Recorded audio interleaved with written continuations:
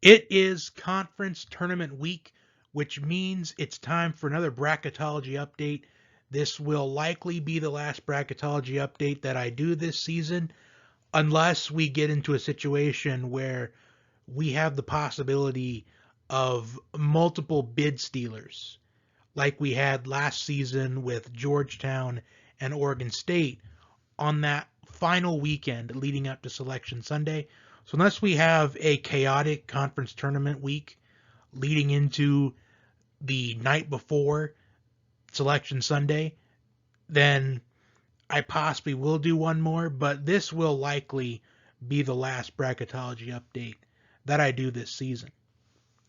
And before I get to talking about the bracket and the bubble watch, we have had some mid-major conferences begin their conference tournament already, and a few are already complete. So we have teams that have punched their ticket into the big dance already. And I want to quickly go over those teams really quickly. Murray State was the initial team to punch their ticket into the big dance, and I have them projected as a 7 seed, although I could also maybe see them going down to the 8 line. But I think the 7 line is where they're going to be put in. And with the history of the tournament, being on the 7 line could definitely work out in their favor. Because with the history of this tournament, it seems like almost every year there is at least one 2 seed that gets eliminated in the first weekend. And if they can find themselves on a more favorable quadrant of the bracket, then I think Murray State has Sweet 16 potential. I think they could go to the Sweet 16, but I don't think they could go further. It really depends on what would play out around them in their quadrant of the bracket. But I think Sweet 16 right now is their current ceiling. Well, their highest ceiling at least. The Longwood Lancers punched their ticket to the NCAA tournament for the first time in school history, and they really struggled in the beginning of the year. Their season started off by getting blown out by Iowa. And then they lose to Georgetown, a team that has been struggling all year long. But then they kept winning games. They have won 22 out of their last 24 games. So they are going to be one of the hottest teams in this tournament. And I have them projected as a 15 seed. And you never know. We've seen 15s pull off upsets against 2 seeds before. We just saw it last year with Oral Roberts. We saw Norfolk State do it. We saw Florida Gulf Coast do it. We saw Lehigh do it. So anything can happen in this tournament, and there is no more guarantees in this tournament since UMBC beat Virginia a couple years ago. And if they can catch a beatable 2 seed on a really bad day, Longwood could pull off an upset. I do think the highest ceiling for Longwood is the round of 32. I'm not sure if I'm going to put Longwood as pulling off an upset, but I would not be surprised if they stole a win in the first round against a beatable 2 seed. So if they end up being a 15 seed, I'm really looking within the matchup they'd be up against in that first round. And now the team that has been turning into America's team during the month of March in these last few years, and that is Loyola Chicago. The Ramblers are back in the NCAA tournament, and I did talk about how the pressure was on them in the Missouri Valley Conference tournament, where they had to win the tournament, or else I didn't think they would get an at-large bid, because they don't have meaningful wins over anyone this season. They haven't beaten anyone big. They haven't beaten a team that is towards the top of rankings. I get they played Michigan State close, but playing someone close doesn't mean anything when you're a team on the bubble. And Loyola Chicago, they were on the bubble throughout the last couple of weeks, and they had to win that conference tournament, and they did. And once again, they are back in the big dance. As we saw back in 2018, their run all the way to the Final Four until they ran into Michigan. And they made the Sweet 16 just last season by pulling off an upset against Illinois in the round of 32, who was one of the favorites to win the entire tournament. And they were my pick to win the tournament last year, was Illinois, and they fell to Loyola in the second round. So I do project that Loyola Chicago will be an 11 seed in this tournament, and whoever the 6th seed is they would play, they need to watch out. Because once the calendar turns March, this Loyola Chicago team is a much different team. They proved that not only in 2018, they proved it last season, they proved it in the Missouri Valley Conference Tournament.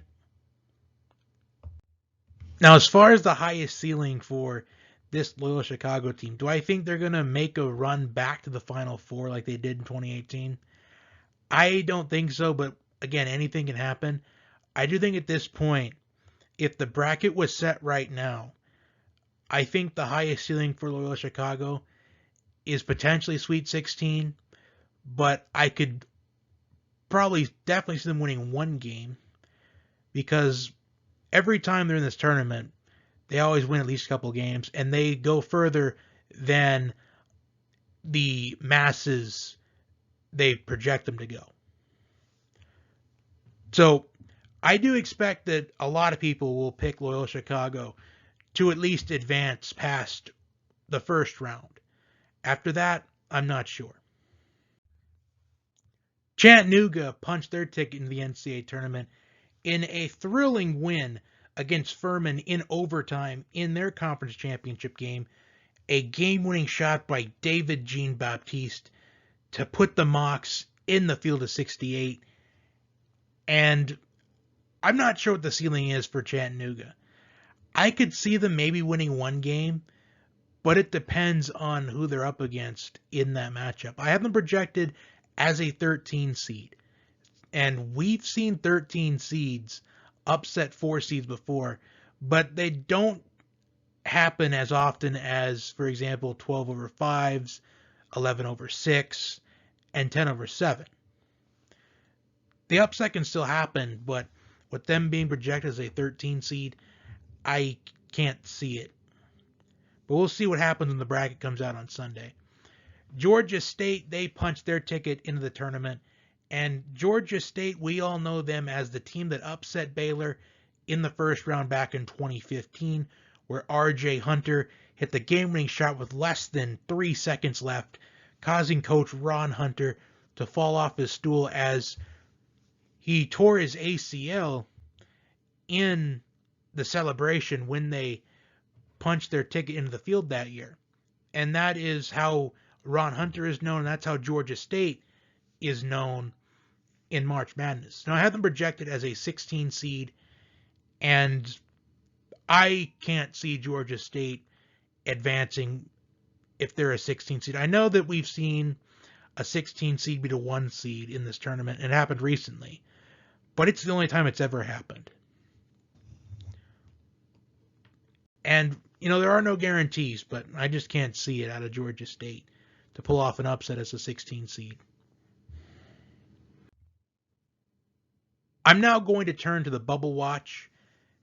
As you can see on the screen, North Carolina, San Diego State, and Memphis. North Carolina and San Diego State, they have been teams that have been in and out of the bubble. They've been teetering within the bubble the last couple of weeks. With North Carolina's win over Duke in dominant fashion on the road, spoiling Coach K's last home game, North Carolina is good. They are locked into the field no matter what happens. San Diego State, they took care of business last week as they've been teetering with that bubble watch. They've been a part of the last 4 in, the first 4 out, last 4 byes, but now they are in the field no matter what. They took care of business last week. Memphis, right now, Lenardi has Memphis as one of his last 4 byes. In fact, his last 4 byes are Wake Forest, Creighton, Memphis, and Michigan. And I'm also going to look at Jerry Palm's bracketology because I want to compare these two to see what similarities and differences there are. Memphis, with their dominant win against Houston on Sunday, they're locked in the field. They're good. Indiana right now, not only are they in Joe Lunardi's first four out, but Indiana is Lunardi's first team out. And Indiana, they had opportunities to get signature wins late in the year, and they couldn't garner one together, including last week against Purdue. And that was a game where they could have and probably should have won, but they beat themselves at the very end of that game. And right now, the failure to get signature wins late in the year is hurting Indiana's stock for this tournament, as the best course of action for Indiana to get into this field is to win at least 2 games in the Big Ten Conference Tournament, maybe even 3 to be safe. But can Indiana manage to win 2 big games towards the end of the year with the way they've been playing lately? I don't think so. Indiana has been one of those teams that have managed to play their way out of the tournament. Rutgers right now is sitting in Lunardi's last 4 in. And I defended Rutgers in my first Bracketology update, where Rutgers was, I believe they were part of that last 4 in, but they haven't been playing like it. They haven't been playing like a team that deserves to be in the last 4 in, because they had a winning streak against top-tier opponents. And the Big Ten Conference in men's basketball is stacked and it's loaded. And the fact that Rutgers is pulling off upsets against them, that's tournament resume quality. And I think for Rutgers to get in, I think they got to win 1 game in the Big Ten Conference Tournament, 2 to be safe. SMU is sitting not only in the last 4 in according to Lunardi, but the last team in. And SMU, they have 2 wins against Memphis, who right now is locked in the field, or at least should be good. The first 3 I talked about, North Carolina, San Diego State, and Memphis, those 3, they are and should be good. For SMU to get into the field, to lock themselves in, I'd say win 1 game and hope that Indiana or Rutgers, they end up falling out in the Big Ten Conference Tournament early. Then another way you can have Dayton losing Atlantic 10 Tournament early, as Dayton is sitting in the first 4 out according to Lunardi. But 1 win for SMU in their conference tournament game, and I think they're good. It'll probably be the last 4 in, but they should be fine. In fact, the last 4 in for Lunardi are Xavier, Wyoming, Rutgers, SMU. First 4 out, Indiana, BYU, which I'll get to in a second, Dayton, Virginia Tech. The next 4 out are Virginia, VCU, Florida, and Texas A&M, who at one point it looked like they were heading to the tournament, but then once it got to conference play, they just struggled, which I'll get to in a moment. But San Francisco, the Dons, they beat BYU in the conference tournament.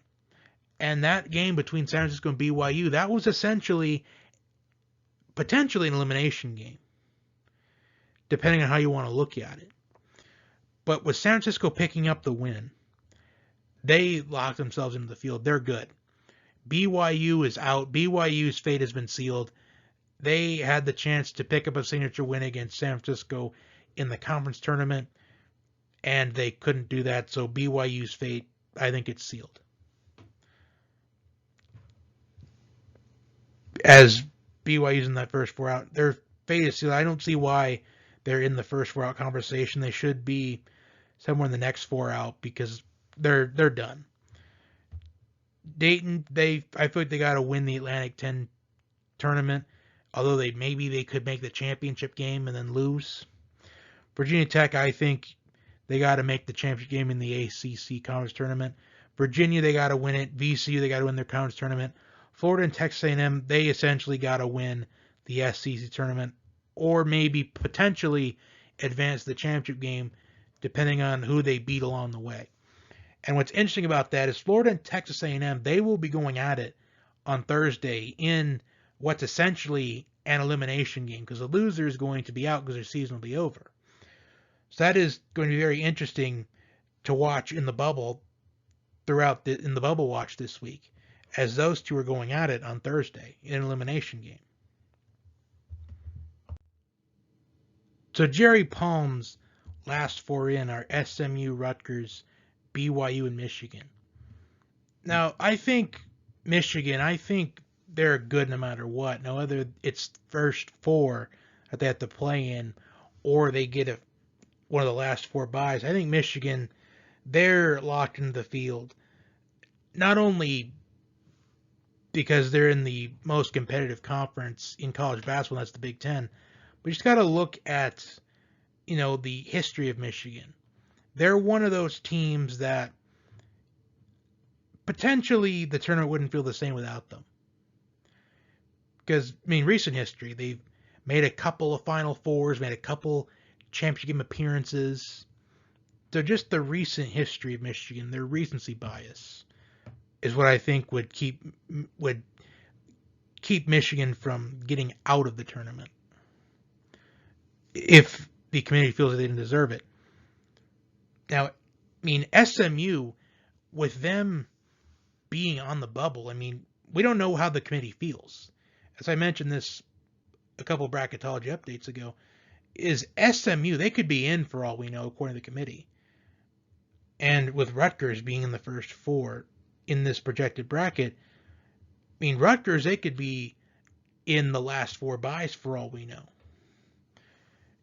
And I'm not sure why BYU's in his last four in, because I do feel like they're out. But you just never know. So I just quickly wanted to go over that. I wanted to keep this to under 20 minutes because I've noticed these have been going on for too long. So like, share, comment, subscribe. I apologize again for taking so long here. I tried to keep it to under 15, 20 minutes, so 17 minutes kind of in the middle. So thank you for tuning in. And as always, have a wonderful day. And it's possible that the next time that I have a video, it could be the bracket video, but I could maybe do one or two more things before that. But we'll see. Thank you again for tuning in.